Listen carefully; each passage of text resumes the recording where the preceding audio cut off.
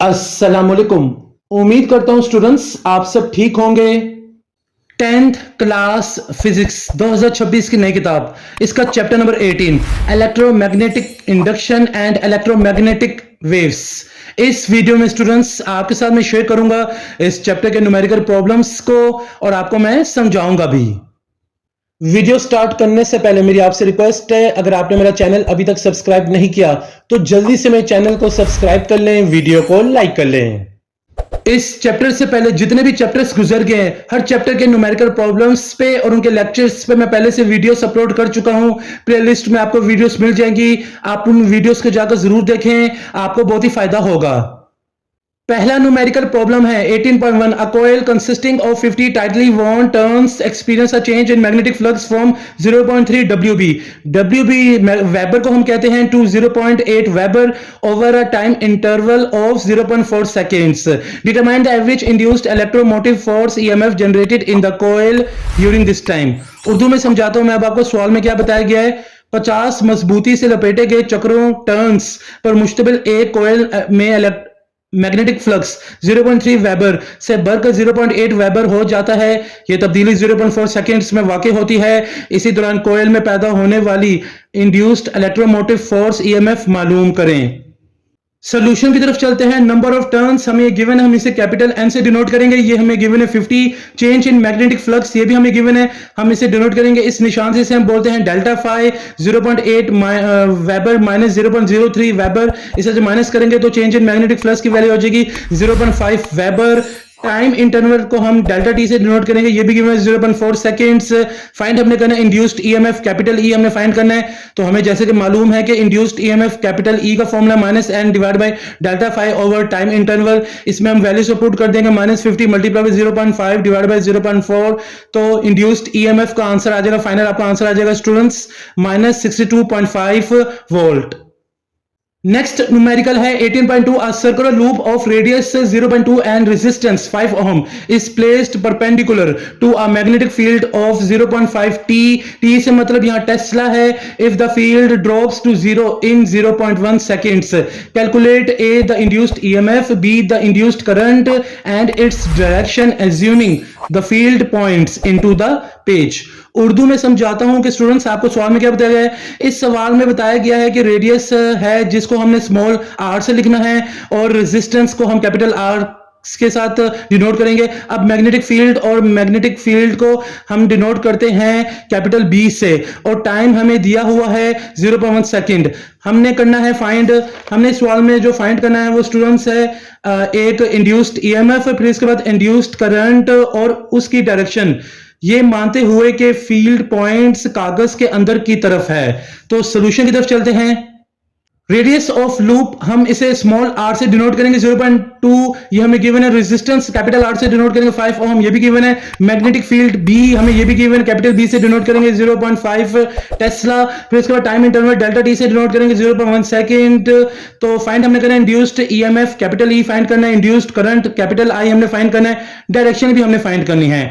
तो सबसे पहले स्टूडेंट्स हम लोग इंड्यूस्ड ईएमएफ फाइंड करेंगे। उसका फॉर्मूला हमें याद है कि E is equal to delta phi over delta T, मगर हमारे पास यहाँ सवाल में बी की वैल्यू है मगर हमारे पास फॉर्मूले में ए की वैल्यू नहीं है। डेल्टा फाई का फॉर्मूला है बी मल्टीप्लाई बाय ए। तो उसके लिए स्टूडेंट्स हमने पहले कैलकुलेट करने एरिया ऑफ द लूप। तो जैसे कि आप देख सकते हैं, calculate the area of loop. Area of loop is equal to A is equal to pi R square. इसमें जब हम वैल्यूज को पुट कर देंगे तो 3.14 मल्टीप्लाई बाय 0.2 ब्रैकेट स्क्वायर, तो एरिया ऑफ लूप का वैल्यू आपके पास आ जाएगी 0.127।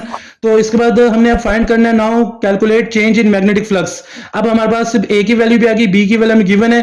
तो delta phi is equal to B multiply by A. इसमें जब वैल्यूज को हम पुट कर देंगे तो हमारे पास डेल्टा फाई की वैल्यू आ जाएगी फाइनल 0.06285 वेबर। अब हम लोग फाइनल फाइंड कर सकते हैं induced EMF. Calculate the induced EMF using Faraday's law.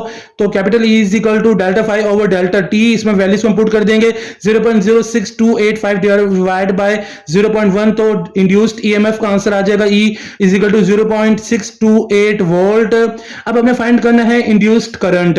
Calculate the induced current by using Ohm's law. तो ये फॉर्मूला हमें याद है, I is equal to E divide by R. तो इसमें जब हमने वैल्यूज को पुट कर देना है स्टूडेंट्स, तो हमारे पास इंड्यूस्ड करंट की वैल्यू आंसर भी आ जाएगा 0.628 डिवाइड बाय 5। तो इंड्यूस्ड करंट आई की वैल्यू आ जाएगी 0.125 एम्पेयर।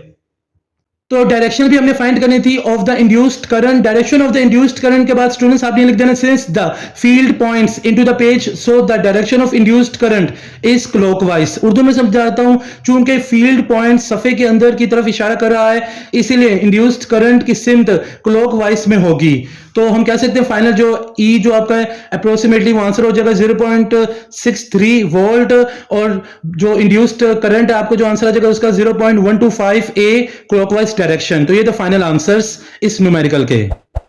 18.3 अगला न्यूमेरिकल है, transformer has 500 primary turns and 100 secondary turns if the primary voltage is 220 volt, find A secondary voltage, B is this step up or step down transformer. तो काफी easy सवाल है, इसके solution की तरफ चलते हैं स्टूडेंट्स। आपको मालूम है कि नंबर ऑफ प्राइमरी टर्न्स को हम एनपी से डिनोट करते हैं, 500 इसकी वैल्यू हमें गिवन है। फिर नंबर ऑफ सेकेंडरी टर्न्स इसे हम एनएस से डिनोट करेंगे, ये भी गिवन है 100। प्राइमरी वोल्टेज वीपी से डिनोट करेंगे 220 वोल्ट, ये भी गिवन है। फाइंड हमने करना दो चीजें, सेकेंडरी वोल्टेज वीएस और दूसरा हमने बताया कि ट्रांसफार्मर हमारा स्टेप अप है और स्टेप डाउन है। तो पहले हम सेकेंडरी वोल्टेज फाइंड करेंगे यूजिंग द ट्रांसफार्मर इक्वेशन। हमें ये फॉर्मूला याद है, VS divided by VP is equal to NS divided by NP. तो वीएस को हम यहीं छोड़ देंगे, वीपी को वहां जाकर मल्टीप्लाई कर देंगे, VP multiply by NS divided by NP. Values को हम पुट कर देंगे 220 मल्टीप्लाई बाय 100 डिवाइड बाय 500। तो सेकेंडरी वोल्टेज का आंसर आ जाएगा 44 वोल्ट।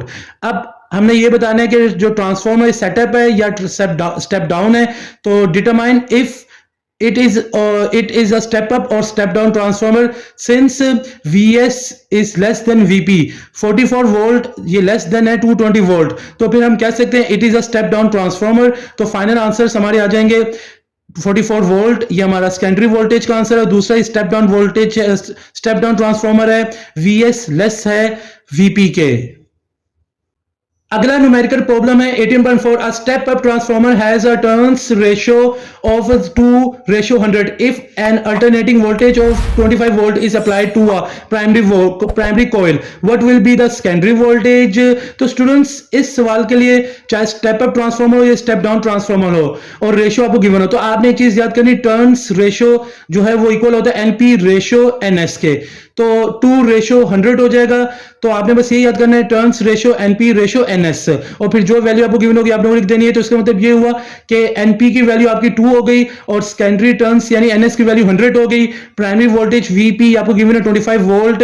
हमने फाइंड करना है secondary voltage VS using the transformer equation. फिर वही फॉर्मूला आपने यूज करना है जो पहले हमने यूज किया इस सवाल में, VS divide by VP is equal to NS divide by NP. अब हमने वीएस की वैल्यू फाइंड करनी है, तो वीएस को हम यहीं छोड़ देंगे, वीपी को हमने दूसरी तरफ जाकर मल्टीप्लाई कर देना है। इसमें वैल्यूज को हम पुट कर देंगे 25 मल्टीप्लाई बाय 100 डिवाइड बाय 2। तो फाइनल आंसर जो आपका आंसर आ जाएगा सेकेंडरी वोल्टेज का VS is equal to 1250 volt. आखिरी न्यूमेरिकल प्रॉब्लम है इस चैप्टर का 18.5 a step down transformer has a turns ratio of 100:5 if an AC voltage of 190 volt is applied to a primary coil, what is the voltage across the secondary coil.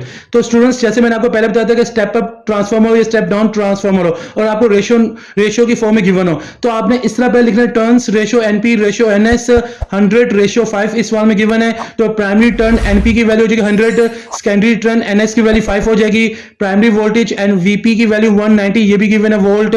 Find हमने करना secondary voltage VS. तो formula हमने फिर वही use करना जैसे कि हमने पहले यूज किया सवालों में, VS divide by VP is equal to NS divide by NP. तो वीएस को हम यहां छोड़ देंगे, वीपी को हम वहां जाकर मल्टीप्लाई कर देंगे। तो आपने इसमें वैल्यू को पुट कर देना है, वैल्यूज पुट करेंगे तो 190 मल्टीप्लाई बाय 5 मल्टीप्लाई बाय 100। तो आपका फाइनल जो आंसर आ जाएगा VS is equal to 9.5 volt. तो यहां आकर वीडियो कंप्लीट हो जाती है। उम्मीद करता हूं आपको आज की वीडियो बहुत ही पसंद आई होगी। अगर आपको आज की वीडियो पसंद आई तो आप इसे लाइक करें, शेयर करें, मेरे चैनल को जरूर सब्सक्राइब करें। एक नई वीडियो में आपसे फिर मुलाकात होगी। मुझे इजाजत दें। जज़ाकल्लाह।